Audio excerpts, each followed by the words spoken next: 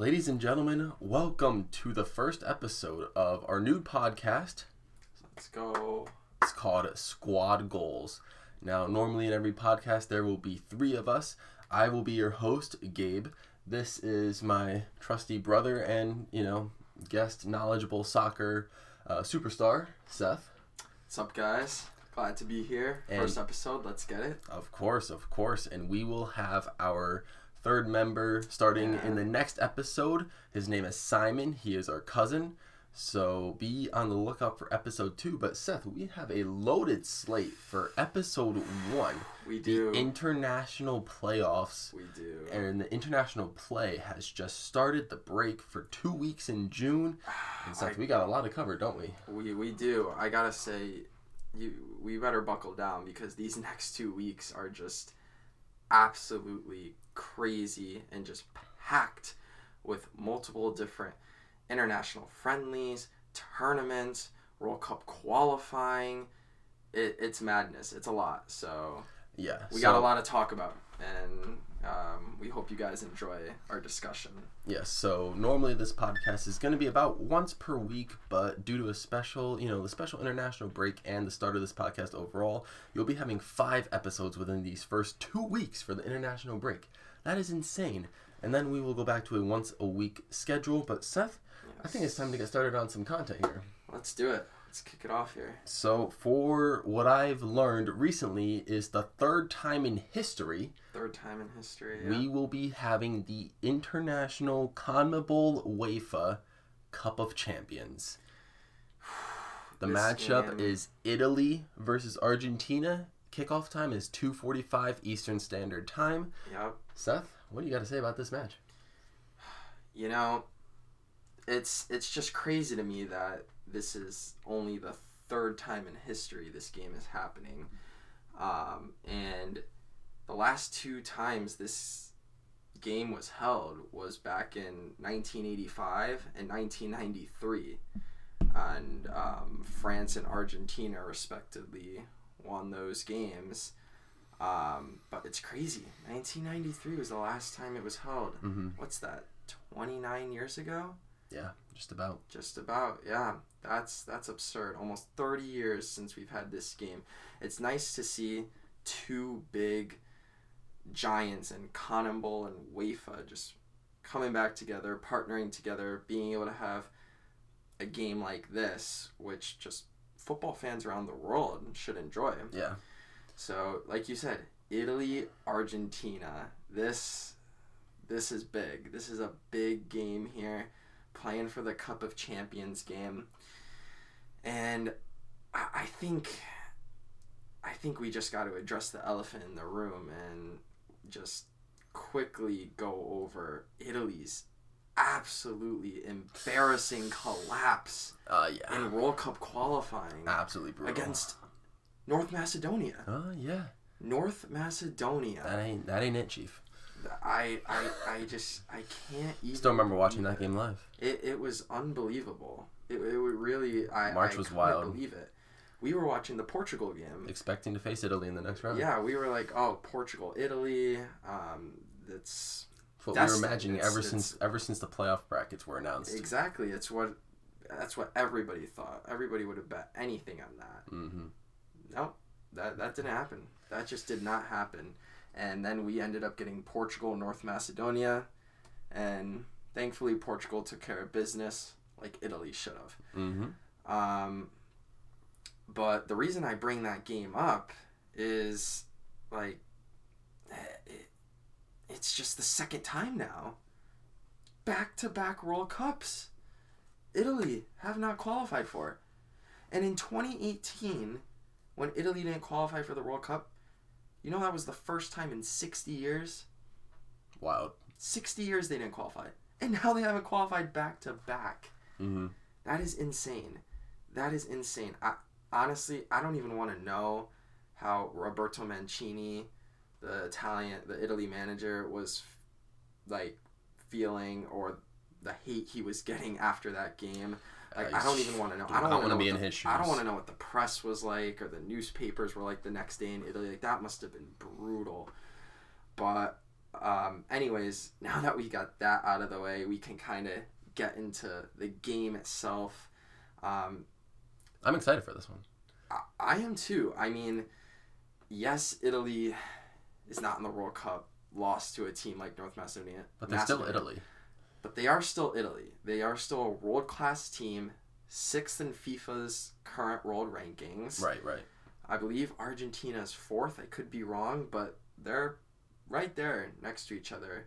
Two high-quality teams right there. Yeah, this game should be big. And something to note is Lionel Messi. Lionel Messi. Yes, sir. This guy. It's my man. This guy he's had decent help on Argentina for a while. With that 2014 run to the World Cup Finals. Should have won, but yeah, well, it's fine. It's all right. It happens. It happens. But I feel like he's got a very good squad this year going around. Argentina is just looking very strong and are honestly one of the favorites, I think, to win the World Cup this year. They should be. They are a sleeper team, but are also... It's weird when you say that about a top 10 world team. It is, because people just, when they think South Brazil's America, they think Brazil. That's they it. think Brazil. But Argentina beat them in the Copa America final. Mm-hmm. And just won the Copa America. That's why they're in this game. Yeah. That is why they are in this game. So, I think it's gonna be a fun game. I think it's gonna be a fun game, but I'm just gonna say it right now. I think Argentina wins this easily. Ooh, You heard okay. that. You heard that. Okay, our first easily. spicy take. Argentina. I think Argentina wins this game easily. Now here's the thing. My prediction for this game is I have Argentina winning 1-0. Ooh, low score. 1-0 against Italy. And you may think, 1-0, like that's not domination. But I think on the field, they're going to dominate, and you're going to see it. Possession? Yes, exactly. But I don't think the scoreline is going to reflect that. I think it's... I think the play on the field, the possession, the tiki-taka, like the tactics, the runs in from behind, the creativity from Messi, and that's the thing. Messi has great talent around him in Argentina. That allows him to create chances for others. He doesn't need to be the one to carry his team on his back. I mean, this dude, he's got, let's see, let me pull up my notes here. He's got Di Maria, he's got Martinez, he's got Lo Celso, DePaul. He's got a good team. He's got a good midfield. He's got some good forwards around him, a very solid defense. This team is going places. Okay. This team is going places for sure. And the last time these guys played, when I was doing some research, they played an international friendly in 2018. Argentina won 2-0. So, but again, that was 2018. We're now in 2022, so that's... Much different. 4 years apart. Yeah, much different. But I do think Argentina take this easily. I think Italy are going to be looking for revenge after not qualifying for the World Cup. I think they're going to play angry. Yeah. And I think that is actually going to force them into some mistakes. Everybody knows Italy is a very defensive team. They're very defensive. Right. But when you have somebody named Lionel Messi on the other team who is just known for breaking down every single defense he comes up against, this man can play any pass in behind your defense and it just expose you. Okay. And with players like Di Maria and Lautaro Martinez, it's just simple feedings. It's a recipe for disaster for Italy. Yes. Now let me ask you this. You say the scoreline is going to be 1-0 by the end of tomorrow. I do. 1-0 Argentina, yes. Who scores that one? Is it Messi? Is it someone else? Does Messi record the assist? Who's the one for Argentina? That is a great question. I think it's going to be Lautaro Martinez. Okay. Their star-studded striker. I think he is going to get the goal. I believe the assist will come from either Di Maria or Messi. Probably Messi. But I think there's going to be a collapse in the Italian defense, allowing for Martinez to slip through or get a ball slip through by Messi. Yeah. And that's going to allow him to be in a one-on-one situation with the keeper and score. So yeah. Something else I'd like to mention actually is that this is actually Giorgio Chiellini's last game for Italy. Ooh. The big Italian defender. Okay. This guy has done it all for Italy, but he has stated that this is going to be his last game in an Italian shirt. And it's sad. It's sad to see him go. Him and Bonucci, man, they just made such a good partnership together. Right. And it's going to be sad to see him go. He's done so much for Italy. He's done what he can. It's going to be cool to see him play one more time in an Italian shirt. What a legend. Absolute legend for that team. So yeah, that's a lot of history riding on this matchup right here. Yeah, it's gonna be a good one. This is going to be a very interesting matchup. It's a matchup that doesn't happen too often. I always get excited whenever a South American team faces a European team. It doesn't happen often. Especially two top ones. Besides the World Cup, it really doesn't happen often. So that's why this game, you got to tune in. It's going to be exciting. And just some stats I want to throw out here while I was doing some research is that Italy have scored only one goal across their last 3 competitive matches. So, absolutely wild. It's not terrible. It's 3 matches and only 1 goal. Mm-hmm. But, you would think one of those goals would have come against North Macedonia or something. You'd think, yeah. And, that's just the problem with Italy, I think, is they are such a good defensive team. Like one of the best internationally. They really are. Mm-hmm. But they're a good attacking team too. But they seem to struggle. They seem to struggle to put the ball in the back of the net. They really do. And here, exactly, for a stat showing their defense, they've conceded just 5 goals in their last 8 competitive games. 5 goals in only 8 games they've given up. Right. It's a good defense. That is why I'm predicting this low score here.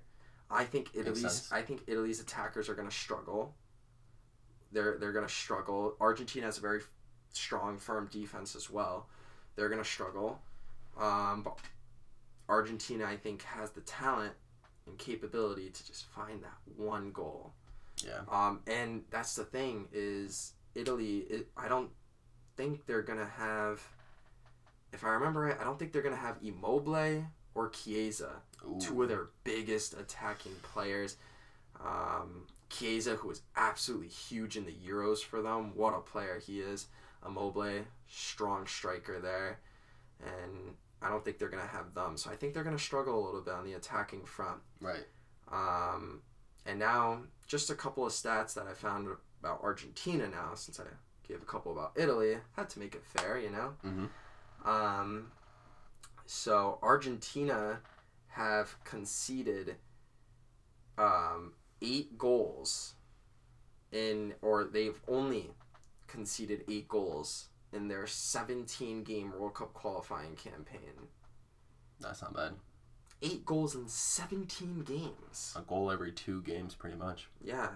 So, Argentina's defense, very underrated. Very underrated with Emi Martinez and Christian Romero, 2 guys that have come in and really helped that defense. Emi Martinez is a goalkeeper, but still helps with big saves. Christian Romero, huge for them in that back line. And another stat I found was that when they won the Copa America, they only allowed 3 goals in that whole tournament last summer. 3 goals. Like, that's crazy. Like they only concede 8 in World Cup qualifying, and then only 3 in the whole Copa America. This is a very underrated defense. I think Italy's going to struggle with their 2 attackers not being there. Right. I think this... I honestly wouldn't be surprised if Argentina even got a second, maybe a third, but I think it's going to be very low scoring. Yeah. I think we're looking at a 1-0 Argentina scoreline here. Might be the most entertaining 1-0 you'll ever see. It just might be. It just might be. All right. So you gave your score, 1-0. That seems to be it for the matchup. Are you ready to move on to some other marquee matchups? I think we hit that matchup pretty well. Actually, I want to ask you one more thing before we move on. Shouldn't take too long, but unrelated to the match, but related to the cup itself. Okay. Now that this match is happening, CONMEBOL cross UEFA. Yep. Maybe based on television viewership or revenue, do you think there's a chance that this Cup of Champions might appear more often now? Maybe every 4 years that coincides with the Copa America and the UEFA and the Euros, or maybe every 8 years? Every 8 years, or it should happen every year. Every year? Doesn't a Euro and Copa America happen every 4 years though? Wow. Like every cycle? I don't mean every year, but I mean every year the UEFA and every year the Euros and the Copa America occur. Okay. Every year, those 2 tournaments occur. And do you think this will be the catalyst to make that happen? I think so. Okay. I think if CONMEBOL and UEFA can keep that partnership strong, it's something they should do every time they get the chance. You heard it here. Maybe 2024, 2025 will be the next one. Cup of Champions. So not every year, of course, but every year the tournament. Both those tournaments happen. That's what I meant to say. Sorry. You're good. I just think, like, it's such a cool game. Mm-hmm. It's like you said,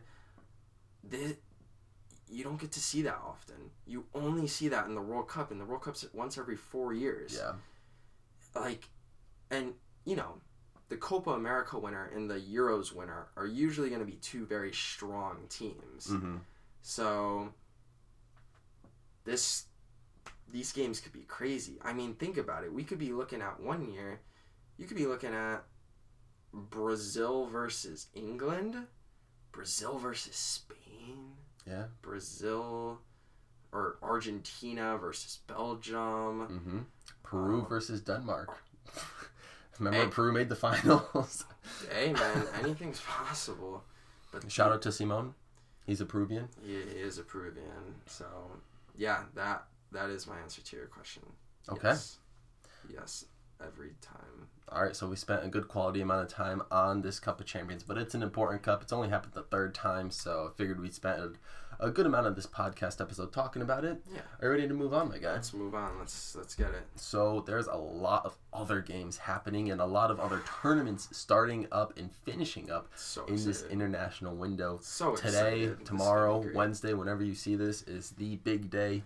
Next up, we are going to be talking about World Cup qualifying. It is finally back.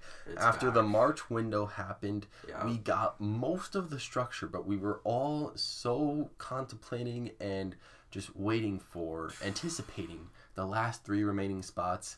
We will finally have an answer to one of those very, very soon, and the next 2 within the next 2 weeks. Yes. But let's talk about the one game that should have happened all the way back in March. Exactly. Ukraine versus Scotland. This will unfortunately be happening at the exact same time as the Cup of Champions match. Italy-Argentina, 2:45 p.m. tomorrow. I hope you have 2 TVs, guys. We're going to have 2 TVs. We're going to have a laptop going or something, so we got to get both games because they're very important in their own respective reasons. But Seth, barring the crisis that's going on in Ukraine, how do you feel about the matchup, the soccer or football matchup, Ukraine versus Scotland? Who's your pick? What's the score line? Notable players? Give it your take, Seth.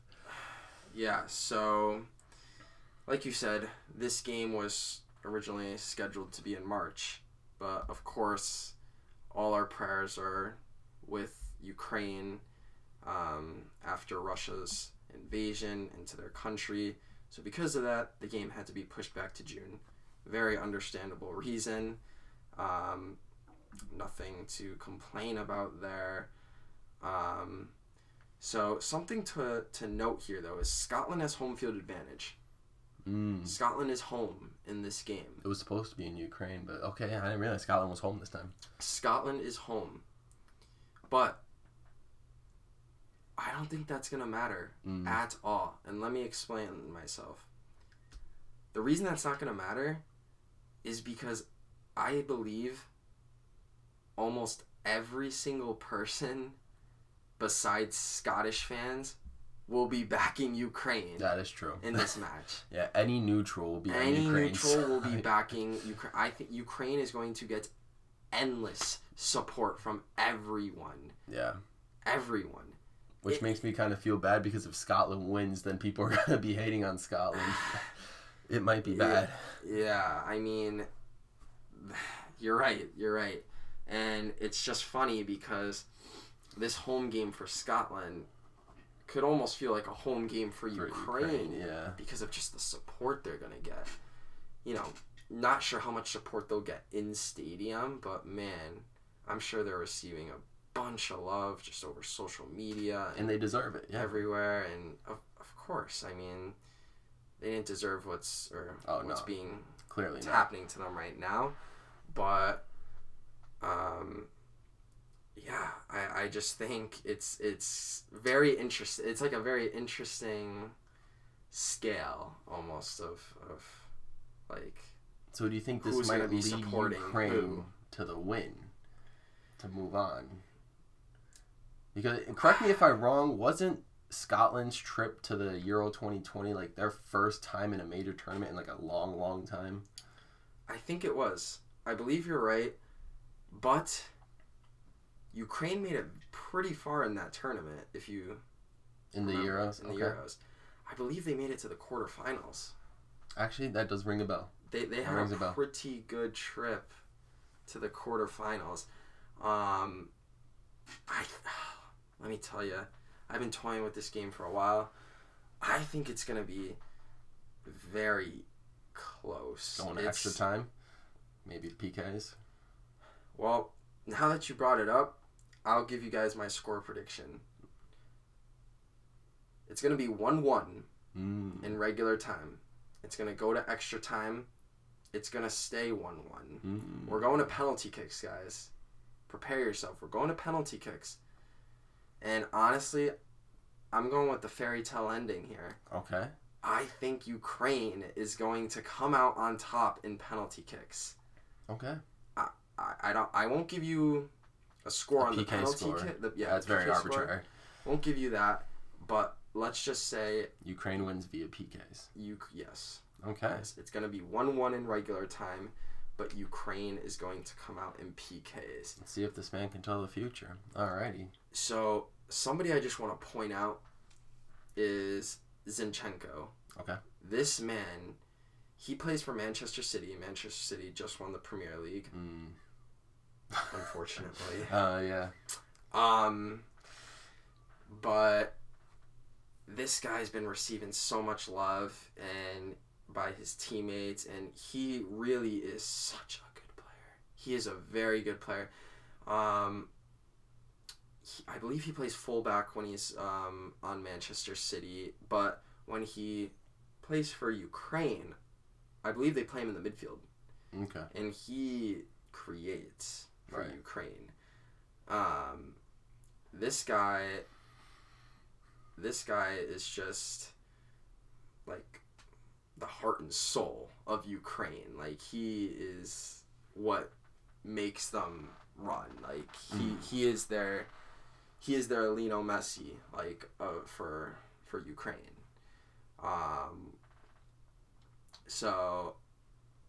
And because of him lining up in the midfield, it gives him a much better chance of scoring, and which actually led to him scoring in their last competitive fixture, which was against Bosnia, I believe, in a World Cup qualifying match, which they won 2-0. Right. And over the last 5 World Cup qualifiers, Zinchenko has had a total of 12 shots. 3 of those games, he took 3 or more shots. So this guy's taking shots. This guy is creating chances. He's pushing the ball upfield. He's giving his team a chance. And with him in that midfield, I think Ukraine has a very strong chance here to knock off Scotland. It's possible.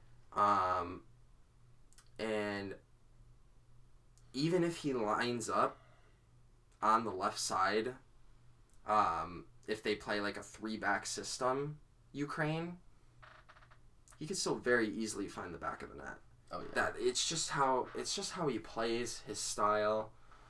And I have a stat here. I'm trying to find it on my notes. Yeah.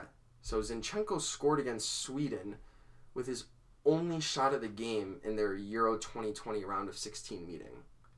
Like, it just takes one shot for him, but he's taking shots. He's taking his shots. And this is something that Scotland is very poor at, is preventing teams from taking good shots. Scotland has conceded an average of 9.6 shots per game. And this was in their World Cup qualifying. Okay. But this was only against teams such as Moldova and the Faroe Islands. And they were giving up almost 10 shots per game. That ain't it, Chief. That ain't it. So, if that's the case, how many shots are they going to give up to Ukraine? How many shots are they going to give up to Zinchenko? It's probably going to be double digits easily. It's possible. I think so. And, you know, as great as Zinchenko is, they have some other really talented players. Ukraine. Some guys that really stood out in Euro 2020. And I might butcher the name, but I'm going to try my best. Is Roman Yarmachuk. Might have butchered it, but him and I believe Yarmolenko. Yes, Yarmolenko, that was his name. I remember him from Euros. This dude was crazy. Both these guys just really key parts of, or they were key parts of Ukraine's Euro run. And Yarmachuk, excuse me if I messed that pronunciation up, but he led Ukraine with 3 goals in the qualifying matches. So they have a talented team, which I think can help them get past this stingy Scottish team. Because let me talk about Scotland for a little bit, because they're no pushover. They are no pushover. Oh, we'll see. So they have the likes of Lyndon Dykes and John McGinn, who led Scotland with 4 goals each in their World Cup qualifying action. 2 very strong players there. But they also have my guy, Scott McTominay, who will be bossing the midfield for them. He is great player. I love him. Not afraid to go into any tackle, and just plays with such aggression, ruthless in that midfield. He's gonna be a tough one for Ukraine to handle. To battle with there. That's good. And somebody that Scotland has that a lot of people actually forget is they have Andrew Robertson. Andrew Robertson is a left back for Liverpool, arguably the best left back in the world. Arguably. This guy is super creative, super aggressive, loves to come up and make runs on the outside from that left back spot. His deliveries are just impeccable. They are beautiful. Great services into the box, great crosses all around. That's good. Just a very talented and just all around good player. Very good player, and somebody that I think is a difference maker. Like, if he doesn't play, Scotland doesn't win. Right. Like, that's how big of a player. Like, even though he's just a left back, it's just his impact. It's just his overall impact on the field is just really what is going to make this difference. Mm-hmm. So, let me just bring up a few stats here that I'd like to share with you and the audience here regarding Scotland and Ukraine in World Cup qualifying. So, Scotland was very impressive in World Cup qualifying. They won 7 out of their 10 games. They had 2 draws and they only lost 1. It's not bad. They lost 1 game out of 10 in World Cup qualifying. They had a bit of an easier group, but it doesn't really matter. It's World Cup qualifying. It's difficult. It's difficult anyways. Everyone's trying to get to the cup. Yeah, it's difficult anyways. Ukraine had an interesting World Cup qualifying. They didn't lose. They never lost. But they only had 2 wins. Okay. 8 draws? 6 draws. 6 draws. They only played 8 games. Oh, right. Their group only played 8 games. Right. But 2 wins, 6 draws, 0 losses. And, you know, I hate to be. I know what you mean now by saying it's going to go to penalties. They're going to draw a lot. Well, this is what I'm saying. And listen, I don't mean to say this to Ukraine, about Ukraine, but I think their 2 wins, 6 draws, 0 loss performance is kind of poor. It's kind of poor. I think. Right. They should have easily turned 2 or 3 of those draws into wins. Easily.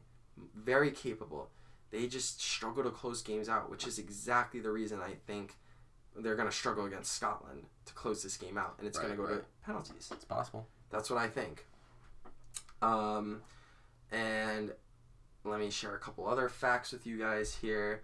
So, Scotland, they gave up just 7 goals in those 10 games. Okay. Only gave up 7 goals. And that's truly where the value comes into play because, I mean, Scotland, a bit of an underrated defense back there. Right. I think it's going to be tough for Ukraine to crack, but I think they'll do just enough to get 1 through. And Ukraine actually allowed just 8 goals in 8 games. So 1 per game.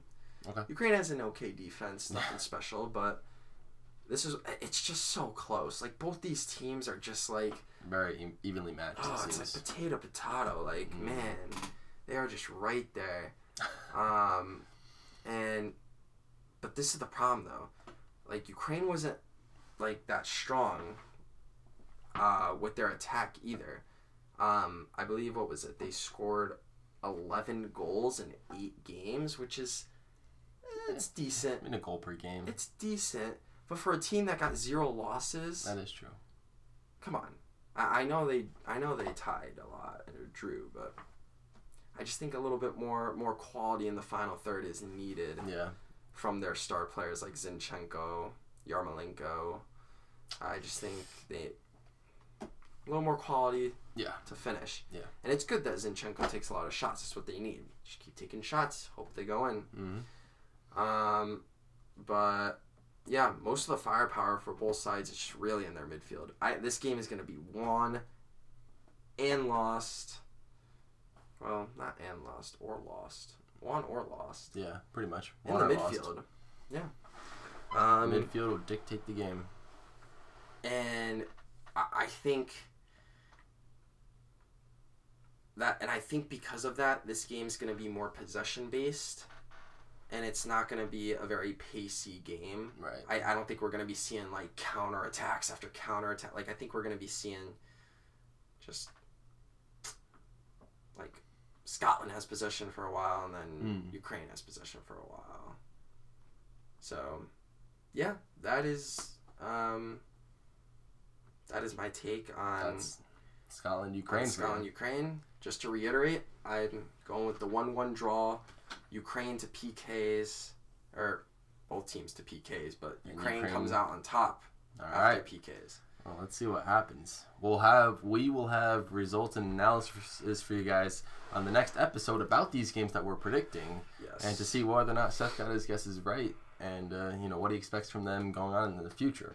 Yes. Before we move on, we just want to reiterate to you guys that this World Cup qualifying matchup is actually part of a window that's kind of important to us. We're Americans, so thus we're U.S. men's national team fans, and the winner of this Path A Euro playoff goes into our group, into the USA's group. So whoever wins Ukraine and Scotland will face Wales, and then the winner of that will be in the group with USA and England and Iran. So that's why we're definitely going to be paying attention to this game. Yes, for sure. And when that time comes for whoever wins tomorrow, or the Ukraine Scotland game, and when that time comes for them to play Wales, wow, it'll be interesting. That's gonna be the one to watch. That's gonna be a game. All right, so are we ready to move on to yet another tournament? Third tournament in 3 segments. Yeah, I know. I think we're ready. All right. It's crazy. So here we go, guys. We are going to be talking about the UEFA Nations League. This is a massive tournament. Seth, there's quite a few matches to be excited about. There's some really, really good matches in here. But this is a tournament that slightly differs from the World Cup or Copa America or, the Euros, just anything like that. It's a very weird tournament in terms of how it's structured, and, it's part of UEFA, and Europe has a ton of countries, like a lot of countries. So it's not like CONCACAF where there's only like 12 contenders, or you can't even call all 12 contenders. But anyways, so how this UEFA Nations League tournament is going to work is that there are 4 separate leagues in this tournament. All right, each league is classified as A, B, C, and D. A having the 16 best European teams in, Europe, or UEFA, however you want to classify it. League B having the next 16 best. League C having the third 16 best, so teams 33 through 48. And then League D is the bottom, there's only 7 of them, so it's going to be a group of 7 instead of for a league consisting of 16.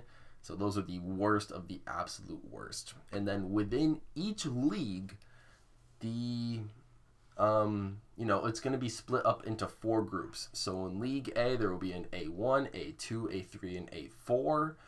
4 groups of 4 in League A. There will be 4 groups of 4 in League B. 4 groups of 4 in League C. And then a group of 4 and a group of 3 in League D.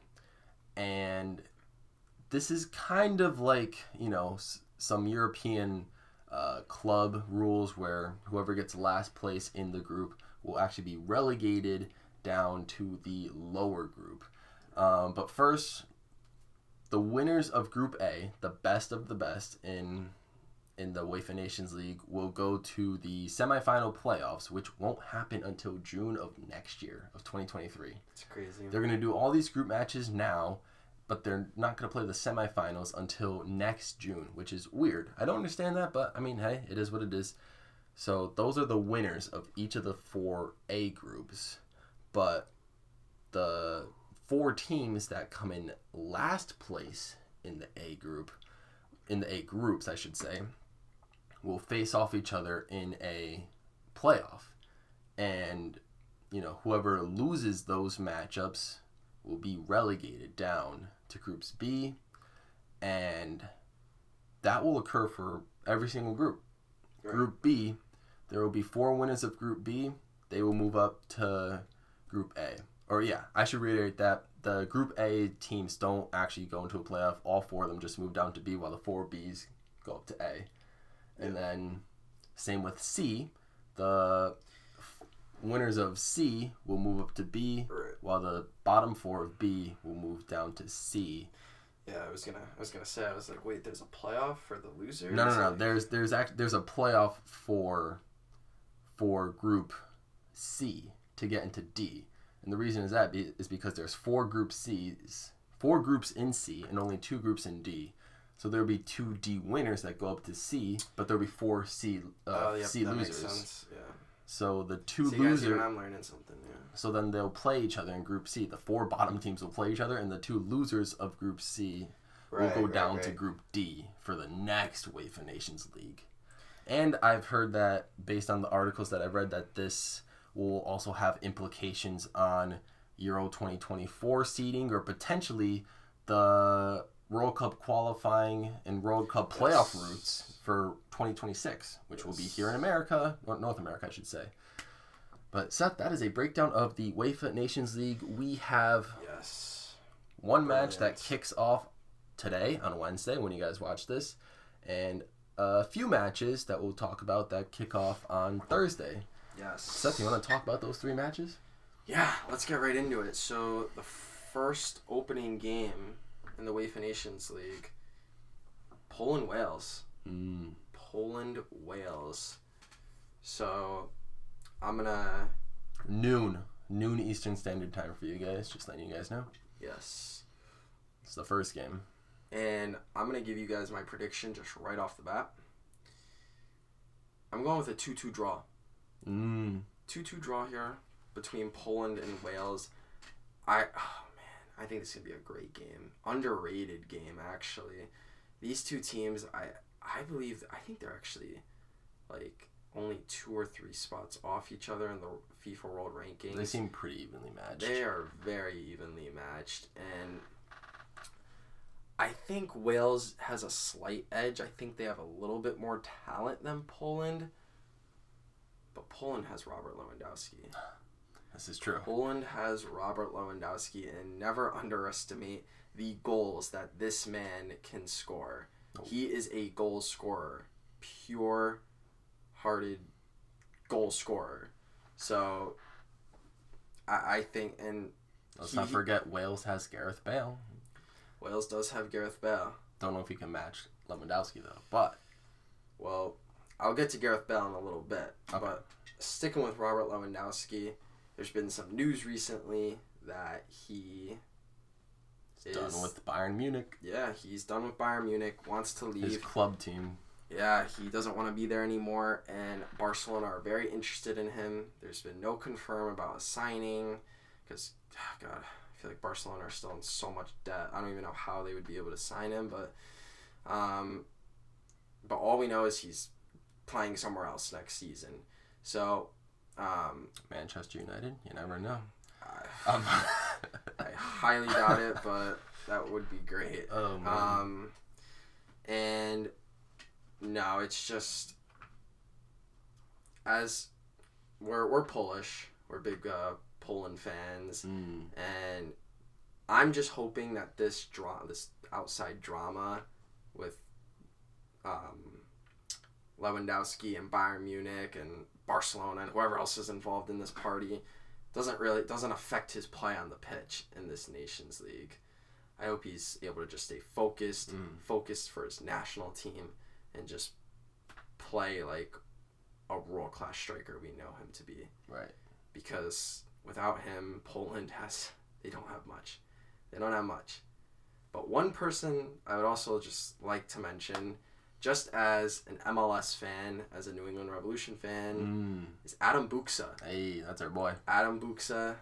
He's been a good striker for us for the Revolution this year. But he's done. He's been called up to the MLS, or League One, right? To Poland for Oh, I was talking about club. Yeah. Yeah, sorry, I meant to say Poland. I don't know why I said MLS. He's been called up to Poland and basically is backup striker or plays next to Lewandowski if they do a 2-striker formation. Mm-hmm. And yeah, get this dude it would be nice to just see him like get a goal or something, like, you know. Get this dude some like headers. Yeah, he's a great header. It'd be cool to see him get some playing time tomorrow, so we'll see what happens. But yeah, I just thought I'd give him a little shout out. Why not? And shout out to Buxa. All right, so now I just want to give you guys some stats because I love stats. You guys just know this series, I'm a big stats guy. I got the numbers. I got the numbers. He's got the numbers. I'm gonna be giving you guys a lot of stats here. I'm not good with memorizing the stats. That's why I have them on my computer. So I'll be looking down on my computer and reading them. But makes it more interesting for you guys. At least I got them right. So, all right. So we got some stats here about Poland, and this is from their World Cup qualifying campaign. So, in 10 games, Poland scored 30 goals in 10 games and only gave up 11. Not bad. It's a plus 19 goal differential right there. That's pretty good. Yeah. That's pretty good for Poland there. Very solid. They finished the campaign with 6 wins, 2 draws, 2 losses. Very solid as well. Very solid. In their playoff match against Sweden, when they played Sweden to see who would go to the World Cup. It's a great match. Great match. Although Poland, I think it was 2-0. Yeah. It was 2-0, right? 2-0. Poland won 2-0. They only had 39% possession. They had 39% possession, but they had 10 shots, 8 of which were on target. Right. And that's what I think Poland... I think Poland is one of those teams, they just don't have the midfield to be a possession team. They just don't. They don't have the midfield to be a possession team. What they are is a very strong counterattack team. They like to, when they steal the ball, when they get the ball, they push it upfield and they get it. They get it to number 9, Robert Lewandowski. Yeah, if I remember correctly, in their World Cup qualifying playoff against Sweden, their 2 goals were literally a penalty kick and a very bad giveaway by Sweden's last defender guy that left someone on the run. Yeah, Poland. They like to scrap for wins, but they do what they need to do. They do what they need to do, and you don't want to turn. That's the thing. You don't want to turn the ball over against Poland. You don't want to, especially not in your own territory. Not in your own territory. Your own third. They will make you pay. Robert Lewandowski will make you pay. This man is not afraid to just touch the ball once and shoot. He'll dart it, yeah. Anywhere. So, yeah, that's some stats I had there on Poland. Let's transition over to Wales now. Talk about Wales here. Let's do it. So you already brought up Gareth Bale. Yeah, no, I jumped the gun a little bit. What a player Gareth Bale is. Has had some recent controversy with Real Madrid and hasn't been getting a lot of playing time. Doesn't really, care to play for them. I mean, I just watched his free kick against Austria again today. He very, very solid. Oh man, he had 2 great goals against Austria, huh? What goals! Gareth Bale only scores bangers, guys. This dude literally just scores bangers. You will never see a bad Gareth Bale goal, ever. Ever. This dude just scores. I think wasn't he at one point the highest paid player in the world? He was a very just a very, very good player. He was he was at one point top 5 in the world. This dude was a beast. Kind of a bit out of his prime, but still a leader, still a strong player. So one win away from going to his first World Cup with Wales. That's very true. He had 2 great goals against Austria. He's the leader. He needs to take over this game. He needs to just absolutely boss this game against Poland if Wales is to win this game, this opening Nations League game. And he has a great partner up top to do it with him, Danny James, former Manchester United guy. I believe he's on Leeds United now. But that dude is quick. Danny James is a quick guy. Gareth Bale's also quick. 2 speedsters up top. Could be a bit much for Poland to stop or to control. But if those two are in sync, little give and go, it could spell trouble for Poland real quick. Real quick. And a few other guys I just want to key in on. Nico Williams and Harry Wilson for Wales. They are both on Fulham, and they are 2 kids that are up and coming for Wales. They looked very strong against Austria. Right. In that midfield.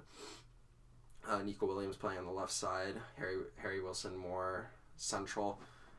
Both kids look strong. Wales' future is looking pretty bright. They got some very good youngsters there. Danny James is young as well. Gareth Bale getting a bit older, but they got some good youth talent coming up. Yeah. Somebody that needs to, be on his A game is Aaron Ramsey. And Aaron Ramsey, I know you were watching it with me. He was the guy that missed the penalty for Rangers against Frankfurt. Oh, no. In that final. Oh, no. In the Europa League final. He was that one guy, Aaron Ramsey. The reason what was it? Irish club team? Scottish club team? Rangers is Scottish, yep. Scottish club team. Didn't win. Yeah. So that was sad. I hope he is able to mentally recover from that. Aaron Ramsey is a solid player. He's not anything special, but he's not bad either. He's always been a solid player. So hope. Ooh, excuse me. Just don't pick him for PKs. Yeah, don't pick him for PKs. But hopefully he was able to recover from that and is good to go now. So just some stats now on Wales, because gave some on Poland, right, for World Cup qualifying. So they had 4 wins, 3 draws, 1 loss in World Cup qualifying. Okay. It's okay, right? It's all right. Yeah. Not bad. They had 14 goals and 8 goals against in 8 games. So they're a bit decent. A little bit above average. Decent. Above even. Nothing very average. Nothing to scream about. Wales Hence why they made the playoffs. And are you ready for this? Their game against Austria, 34% possession they had. They barely have the ball. Interesting. That's what I'm talking about. Gareth Bale and Danny James up top, the 2 speedsters. They just create bangers. The counterattack is all about the counterattack for Wales. They can hit you on that counterattack. And so it's a counterattack counterattack team. It is. This is going to be a counterattack versus counterattack team. If you're a defender, you might want us running corner kicks. You could counterattack off that and then be on your way. Yeah, Oh man. This is gonna be an interesting game. They had 14 shots, 7 on goal against Austria. Right. So they take shots, put about 50% on goal. So this is gonna be it's again, just like Ukraine, Scotland, it's just very evenly matched to me. It could go either way. Either way. I think if I were to pick something besides a draw, I think I would give Wales the edge. Okay. Like, it wouldn't surprise me if Wales came out on top 2-1. Right. But it wouldn't surprise me the other way around either. It wouldn't. But I would pick Wales, but my final pick is 2-2. Poland, Wales. But internally, I'll be rooting for Poland tomorrow. Yes. Polska all the way. Let's go. All right, Seth. Thursday's matchups. What do we got for us? In League A. We don't need to talk about the other leagues, but League A, we're highlighting. So, for the UEFA Nations League, we're only going to be highlighting League A just because... Those are the teams that will actually compete for the trophy next year. Yes, that's the only reason we're going to be talking about those teams. And we have too many games to cover. And not the others. Yes, exactly. All right, so we have 2 games in the UEFA Nations League that we're going to talk about here. Cool. For Thursday. First one, Czech Republic versus Switzerland. You don't hear these names often, but like they're low-key nasty. It's going to be an interesting game. If you remember that one dude's 50-yard bomb from midfield against I forgot who it was. I think it was Scotland actually in Euro 2020. That was Czech Republic. Yeah. Oh man, I can't remember his name, but yes, I do remember that. But I'm going to give you guys my score prediction just right away. Score prediction.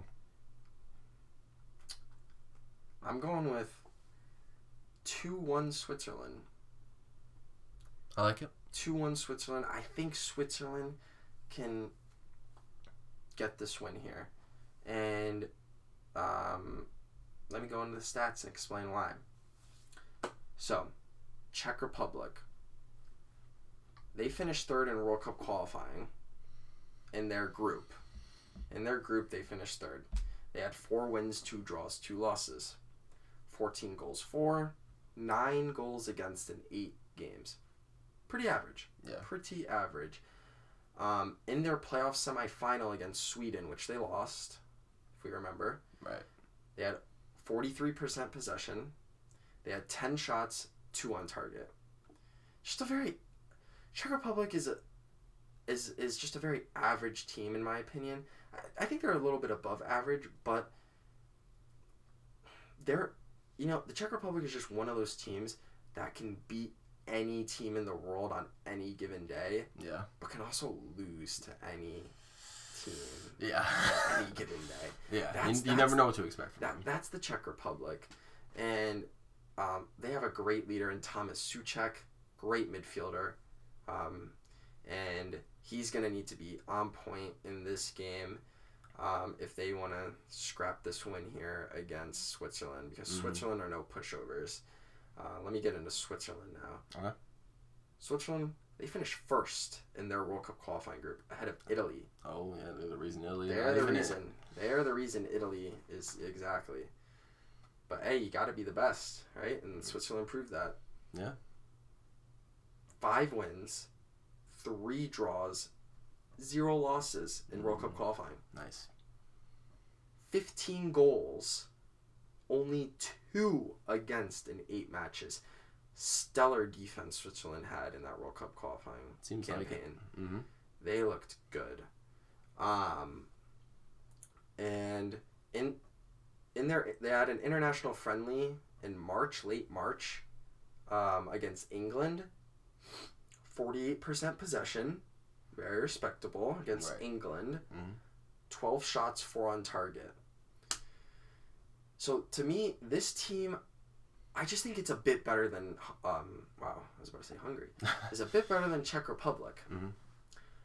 And that's why I'm just going for the 2-1 win. I think Czech Republic is a team that doesn't get blown out, though.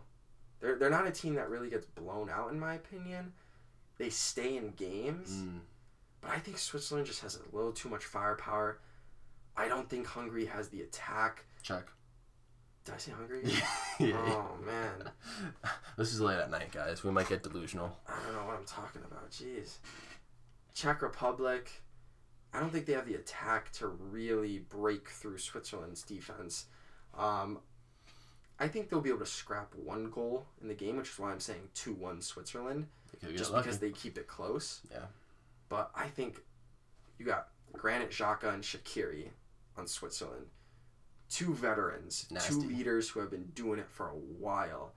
And if these guys are on, it could spell trouble. Quick trouble for Czech Republic.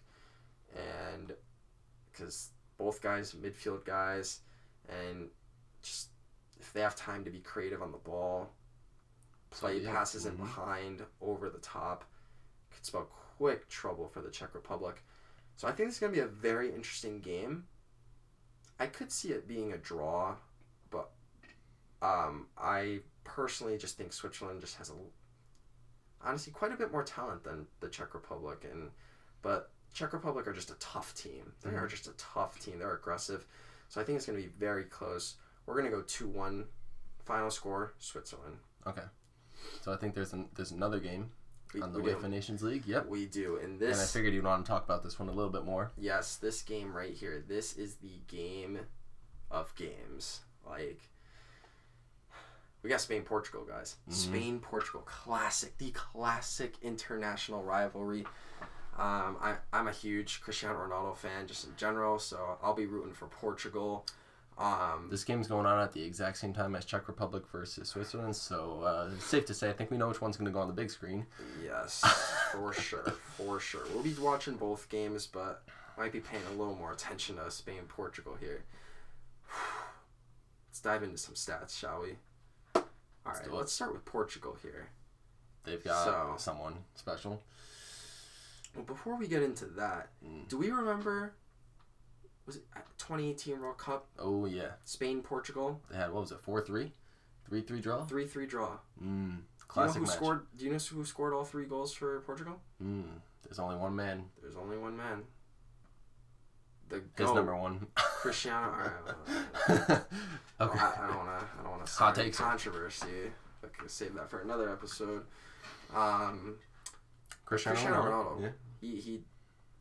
He did that. He scored that beautiful hat trick against Spain in 2018 World Cup. Oh, that was... I remember watching that game live. Free kick for the ages. It was beautiful. Beautiful.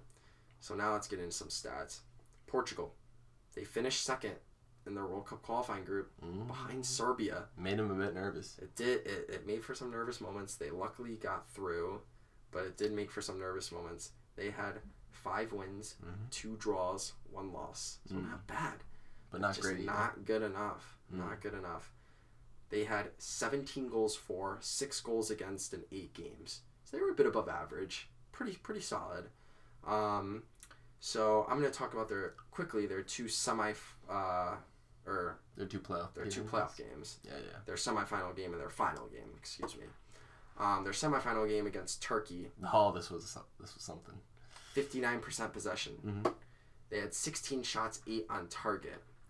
It got a little scary, actually, but Portugal was able to hang on with confidence, getting that last Turkey goal. had a free penalty kick to take the lead, and they missed. They did. And then Portugal, a few minutes later, scored right away to take the lead. It was a roller coaster of emotions for this guy, let's just say. It really was.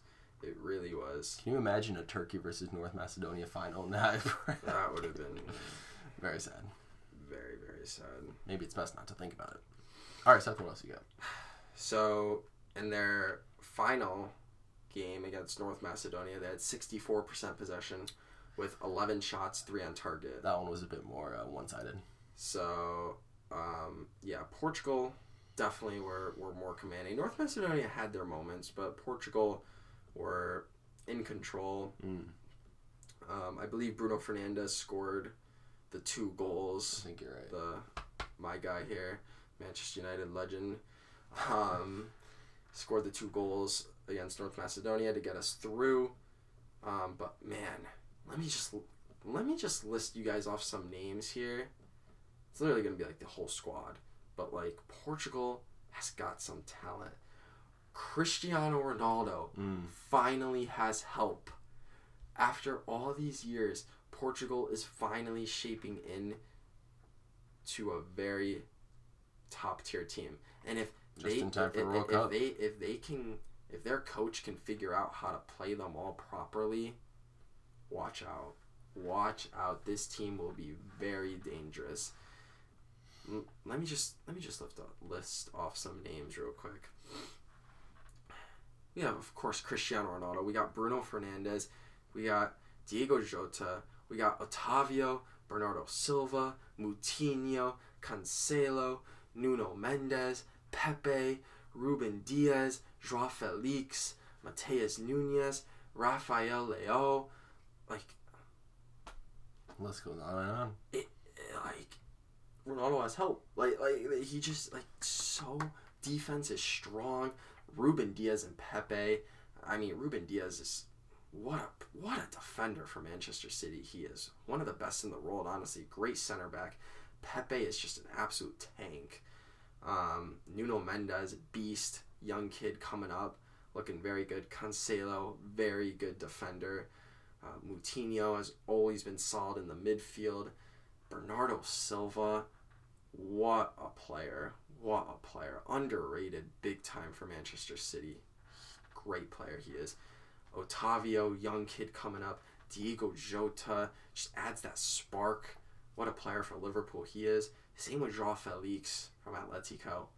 Just adds that spark to the team.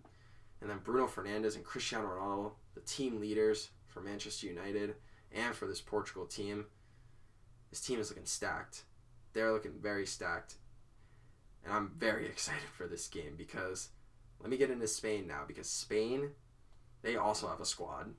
They have a squad. Yes, sir. So Spain, they finished first in the World Cup qualifying group. They finished first. 6 wins, 1 draw, 1 loss. 15 goals for, 5 against in 8 games. Very solid. Yeah. So they played 2 international friendly games in the March window. Get ready for this. These stats. They played Albania. Oh, boy. 81% possession. 13 shots, 7 on target. Yeah, I believe they won that game 2-1. Okay, well, score doesn't reflect how dominant they were. They were dominant. Their second international friendly was against Iceland. They won 5-0. Oh, well, that was a slightly more dominant figure. Ready for this? 84% possession, 20 shots, and 8 on target. They like to keep the ball. This Spain team is scary. This Spain team is really scary. They have talent. They're coming back into form, ladies and gents. They just have talent growing everywhere. What I did for Portugal, I'm about to do for Spain. Let me just name off The entire squad. like pretty much the entire team because they are just talented all around.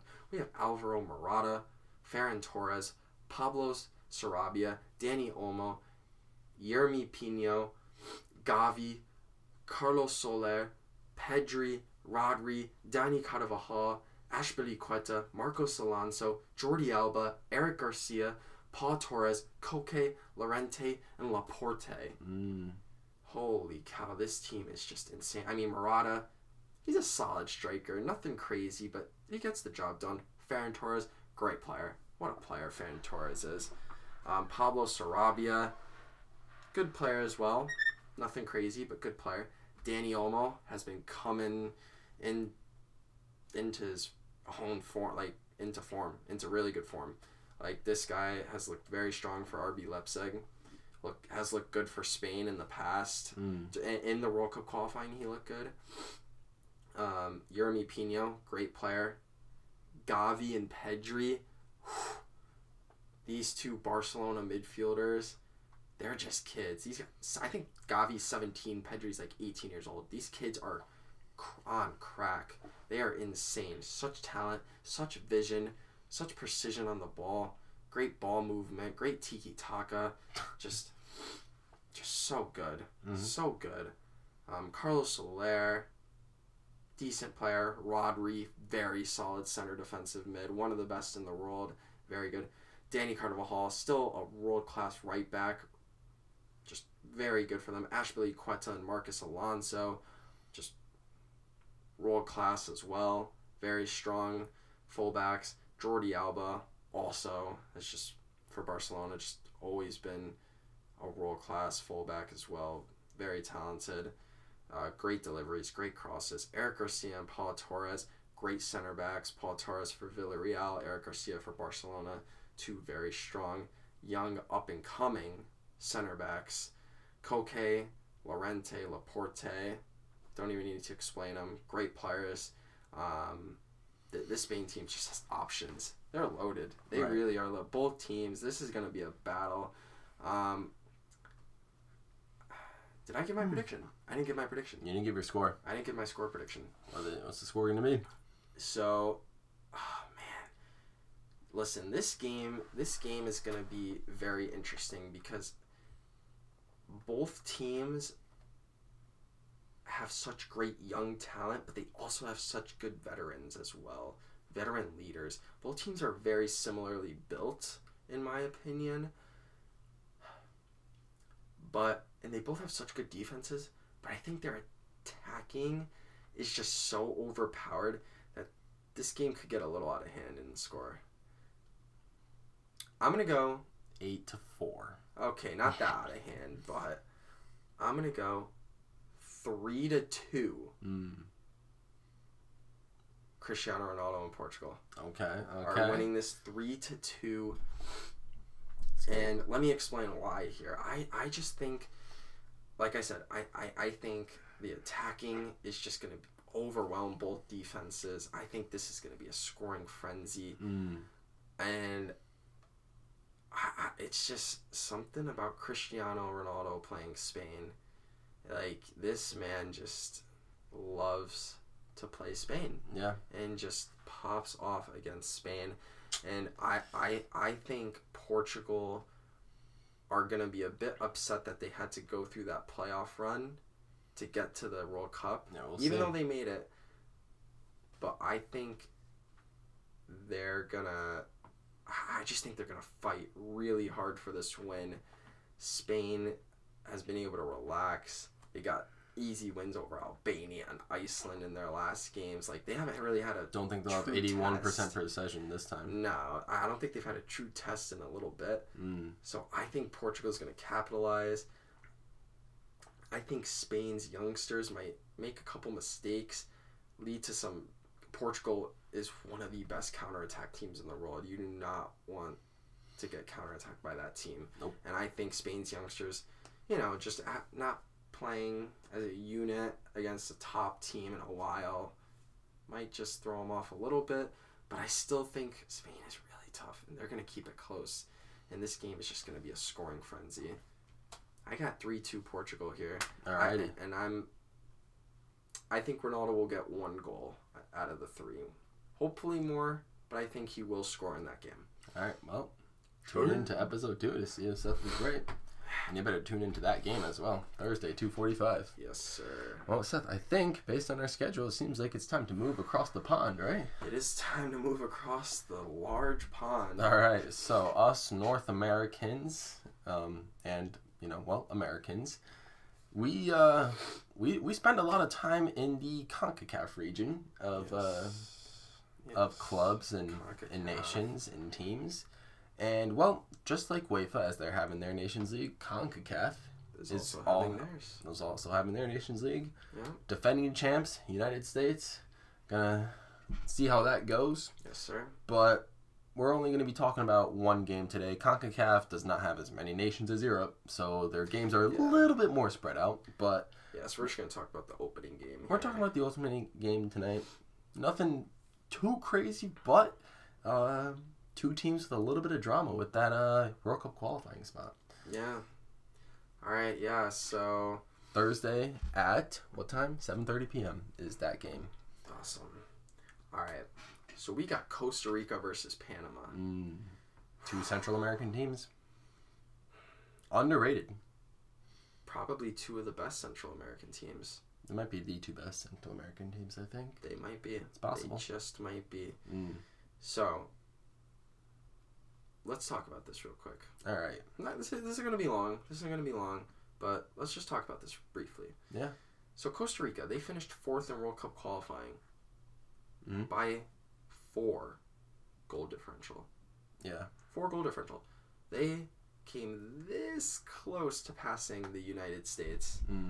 But luckily, we just had a +4 more goal differential on them. No, we were good heading into that game against Costa Rica. We could have won. We should have won, but we had a nice goal differential buffer. So Costa Rica had 7 wins, 4 draws, 3 losses. Yeah, they made a roaring comeback the last few windows. It was an unbelievable comeback. Everybody put Panama was supposed to be that 4th team. Oh my!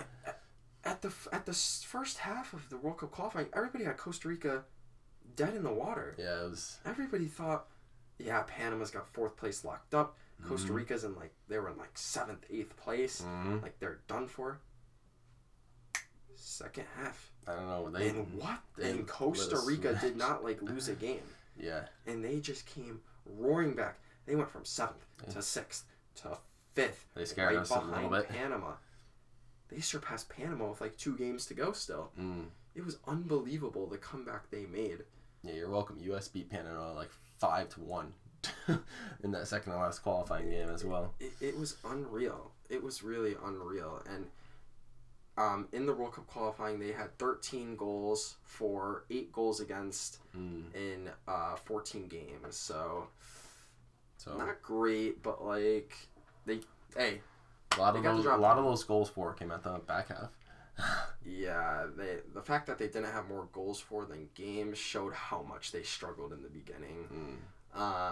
But this honestly probably is like the second best run in Costa Rica's history. Let's remember 2014. I think we all remember 2014. God, England, Italy, and Uruguay, and they come out on top. I will never understand how that's possible. But anyways, let's not dive into that. We could save that for another episode. Yeah, we can rant all along about everything. So, did a little research. Last time these guys played was September. Yeah. Costa Rica and Panama. They played in September, and they drew. I believe it was just 0-0. I believe it was a 0-0 draw. These two teams are very feisty. They fight. They battle each other. I don't think they like each other that much. I think they're neighboring countries. I don't think they... Yeah. Not big fans of each other. So, I think this game's going to be scrappy, but the form that Costa Rica has been in, I don't see them like missing a step here. I have my final score prediction, and I think Costa Rica beat Panama comfortably 2-0. A 2-0 win for Costa Rica. I feel like this is Costa Rica's should be their tune-up match for New Zealand. I think it is, and I think I am just like in awe of their World Cup qualifying run and like how good they've looked and at the back half of that campaign. And yeah, they have that. It's basically their tune-up match to that game against New Zealand. I'm sure they're hyped for that. They're ready to qualify for the World Cup. Like, they are ready. And they know that they need to look good against a team like Panama if they want to beat a team like New Zealand. And I think they're going to go out there and show the whole world, show all the teams in the World Cup why they belong, why they deserve to be there. So you don't think Panama has a chance of I think they're going to be wanting revenge against the team that literally bumped them out of World Cup 2022. They will. Are they just not good enough? They're not. They're not. And it's sad to say because everybody was so high on Panama at the front half of that campaign. They made the last World Cup. Everybody was so high on them, and they did. They did make the last World Cup.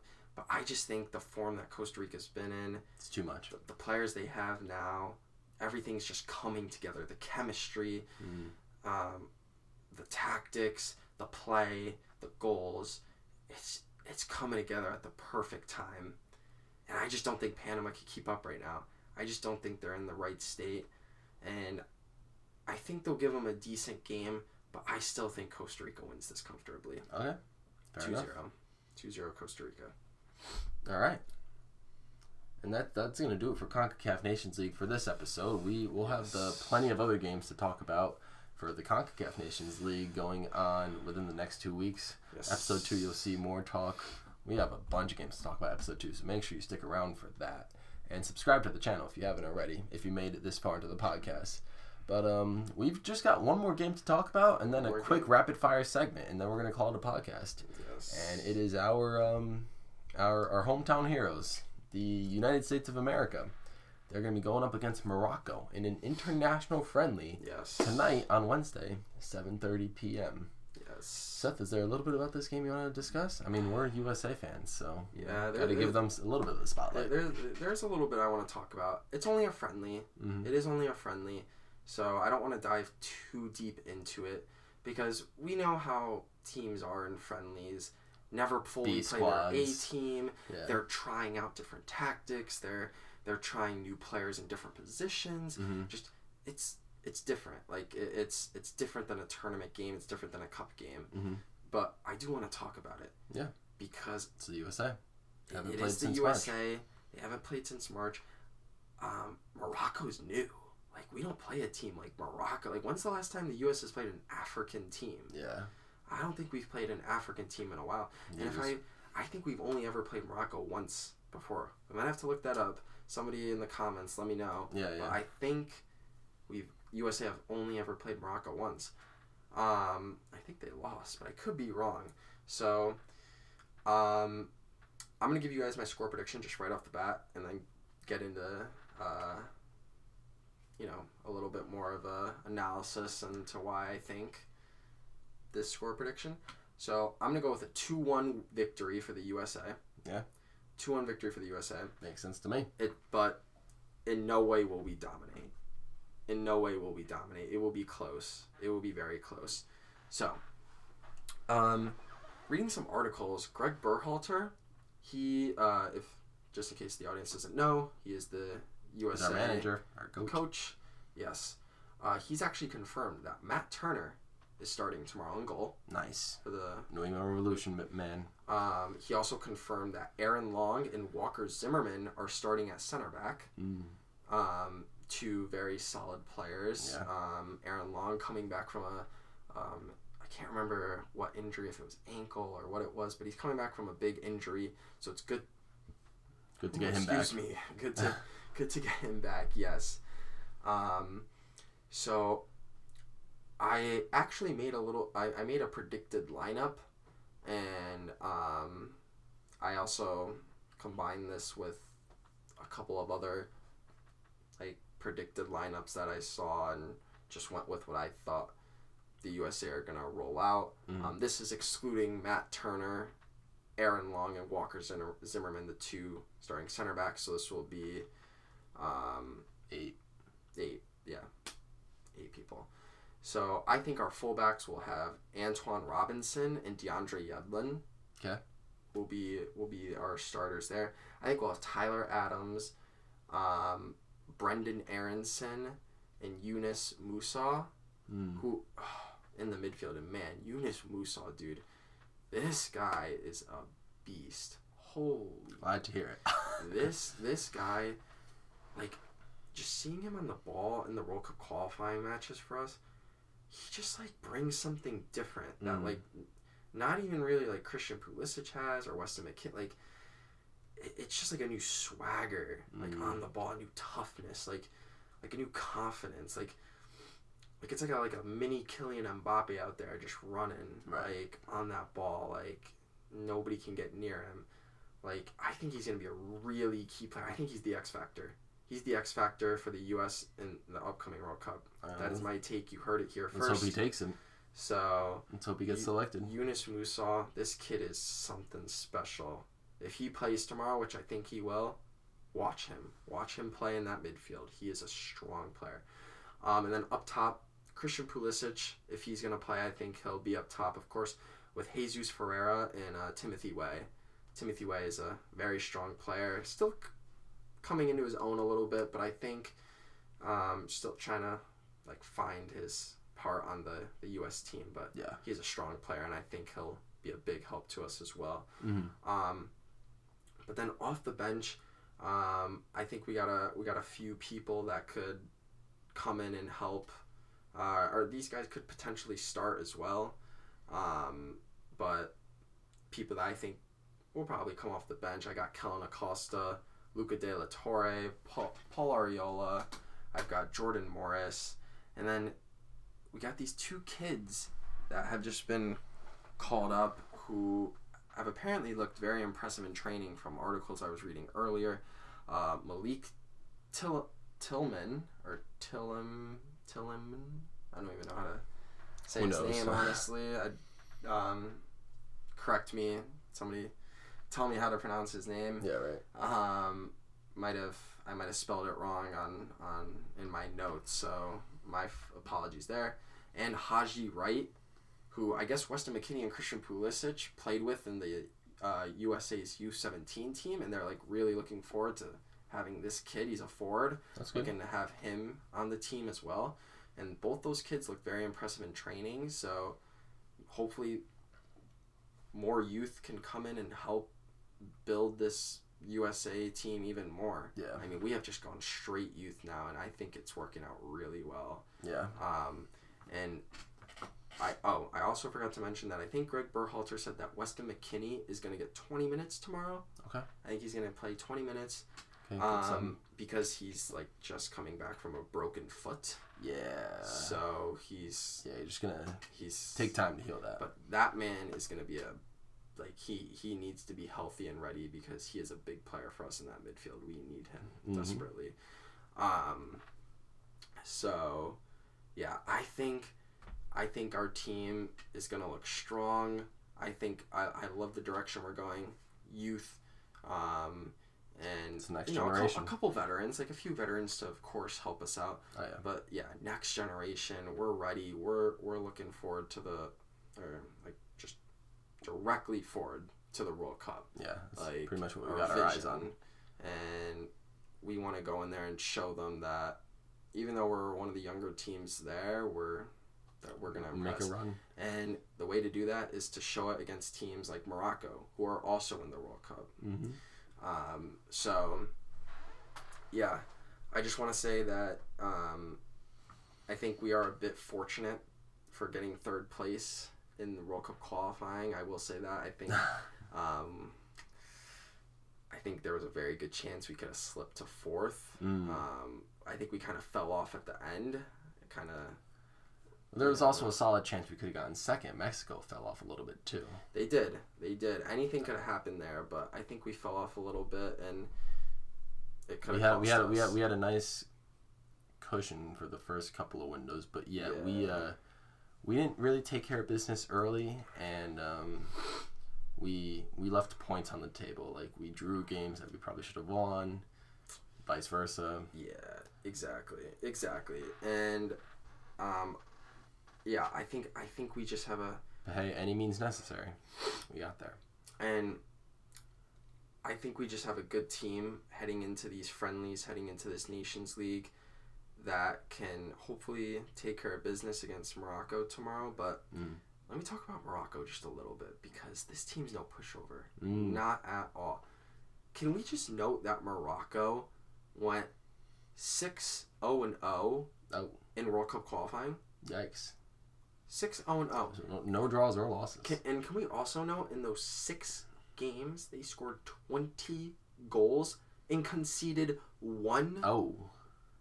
Who did they face in Africa? Like, holy cow. Did they go against Egypt, Nigeria, or Ghana? And in their playoff game, I'm not sure. I don't think they had great opponents in their group, honestly. Right. Didn't they play Tunisia in their playoff game? They played DR Congo. Oh, that's right. They played Congo. I'm thinking of a different team. That's right. In their playoff match, they had 62% possession against them. And this is the second leg. Yeah, it was a two-legged They won series. 4-1. This is the second leg. They had 62% possession, 20 shots, 12 on target. This team takes a lot of shots.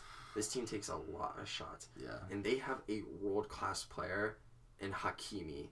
This guy is a beast for PSG. An absolute beast. He's a right back, but man, he's a goal scorer. Just a freaking great, like... It's nasty. Just he's like a really, really good like winger almost. Like he plays right back, but the runs he makes, like, he could honestly play winger. Like he's very fast, very skilled on the ball, great crosses, great play, just great player. He is so good. Morocco would just not be the same without him. He's one of those players. It's not in the squad, they don't win, pretty much. Exactly. And I think he'll be in that game against the U.S. tomorrow. And watch out for him. But, like, yeah, Morocco, these stats are crazy. And which is why I don't think we should take them lightly. Yeah, it was just, some not great African teams, but I don't care what teams it is. That's still hard to do. Yeah. That is still hard to do. They prove themselves out there. Yeah, and this is why I think we'll still be able to get the win. I think we should. If we're playing the lineup that I talked to you guys about a few minutes ago, If we're playing a lineup similar to that, I think we should win because that's close to our A-team lineup. Yeah, we're missing a couple pieces, but like for the most part, we should be able to substitute like 2 players and be okay. Right. So I think we should still be able to come out and get this win. But it's not going to be a comfortable win. Nah, it won't be easy. It's gonna be. They might jump out to 1-0 lead. It's going to be a tough one. They could. They very well could. So my final prediction is 2-1 USA. But let me tell you, we're watching that one tonight. Yeah. Let me tell you, I would not be surprised if it was a draw. Or honestly, I also wouldn't even be surprised if Morocco won. Yeah. It wouldn't surprise me. But I personally think with the talent we have, I think we're overall more talented and have just a much better youth than Morocco. Right. But anything can happen. Anything can happen in international friendly. So we'll see. Yeah. We will see. Okay. So we've covered pretty much all the games that we wanted to give in-depth predictions and details on what we think the scores will be and a little bit of just history and overview of the teams. And so we're going to hit up our last segment of the podcast for today. It's a very exciting segment. Yes. Because we're in our international window, there are some international friendlies going on. There's more than just USA Morocco, guys. Oh yeah, there's a lot of international friendlies. So we wanted to take some time, and because we don't want the podcast to be multiple hours long. I mean, I know we're going on an hour and a half now, but we don't want this to take forever. So for the international friendlies that we still want to brush upon, that we still want to mention, we're gonna do a quick 30-second take. I have the timer going on right here, and I'm going to get Seth going. Let's start right now. Japan, Paraguay, go for it. 30 seconds. So, my prediction for Japan, Paraguay is I have Japan winning 2-0. Why do I have Japan winning? Well, Japan's in like the group of death at the World Cup. They got Spain, Germany, and potentially Costa Rica. They need to prove themselves that they can beat a team like Paraguay, and they're going to come and show that not only can they beat them, but they can beat them with confidence and beat them with ease. There we go. Made it to the end. Next up is South Korea, Brazil. So I have Brazil winning this one pretty comfortably. I got Brazil 3-1. Okay. South Korea is a very good team, which is why I think they'll get a goal in there. Underrated. Very underrated, but man, Brazil is just way too good. Like I am sorry, like South Korea is good, but Brazil's a different level good, and I think Brazil takes this one with ease. And they get a nice 3-1 win. Okay, yeah. And about 5 seconds to go. We have next is Ecuador, Nigeria. Man, this one I was going back and forth with. I was considering making it a draw, but I'm going to go 2-1 Ecuador. I think this is going to be a close game, but I just think Ecuador's World Cup qualifying campaign was very impressive. I mean, they qualified over Colombia, Peru, Chile, some big teams. And I think they want to show everybody that they're capable of getting it done. Fair enough. Last one of the day, Mexico, Uruguay. Mexico, Uruguay. This is probably the game of these friendlies right here. This one I'm going with a draw. I'm going to say 2-2 between Mexico, Uruguay. I think two very evenly matched teams here. Both Mexico and Uruguay have a lot to offer. I think it's going to be a scrappy game, but I don't think one really has an edge over another, so that's why I'm going to go with the draw here. Let's make it 2-2. There we go. That's what we have for today. That was our international friendlies, the 30-second take for this episode. Of course, there's still a lot more international friendlies to go, but we'll cover those when when those episodes get closer to those actual games. These are the ones happening within the next 2 days or so. So, Seth, first episode of the podcast, squad goals. What do we think so far? I mean, it's pretty solid format. We got a lot of stuff that we covered. I thought that was great. I thought it was very engaging, and we were able to talk a lot of football, and it was very nice. I enjoyed it a lot. It was good to talk about different tournaments, different games, different cups, different friendlies. Like that was great. A lot to be discussed and a lot to still be discussed. Oh yes. So So you guys are seeing this episode right now. This is going to be launching, a little bit before the Wednesday slate of games happen. So we hope you guys enjoyed this first episode of Squad Goals. Our next episode will be recorded Thursday night and will be available to you guys on Friday morning before the Friday slate of games start. And we hope to have our buddy Simone with us, either virtually or in person, who knows. But yeah, we will see you guys then. Thank you guys for enjoying the podcast. Comment down below your predictions for the scores. Give us some feedback. And we will see you guys next time. Have a good one. Peace.